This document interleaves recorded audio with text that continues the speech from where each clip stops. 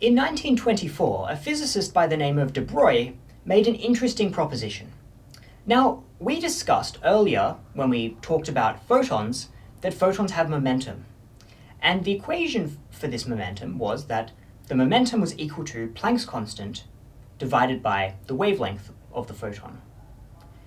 Now, de Broglie argued that if objects with wavelengths, such as photons, have an associated momentum, perhaps objects that we know have momentum, in other words, physical particles, regular objects, have an associated wavelength.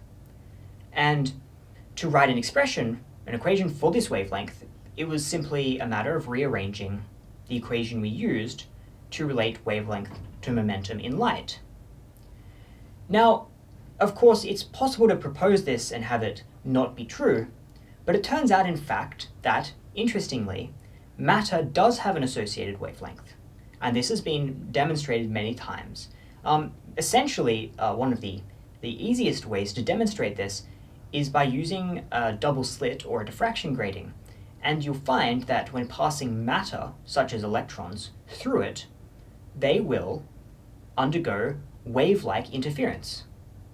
And you'll know from your study of optics that it's possible to predict, for example, where the maxima and minima will fall in such an interference scenario using the wavelength of the light.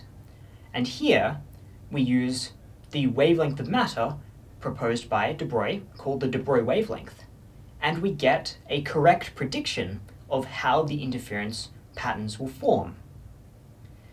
So then it turns out, when dealing with objects such as electrons or molecules and passing them through a diffraction grating, we can accurately predict how they will behave in a wave-like manner using this equation for the de Broglie wavelength.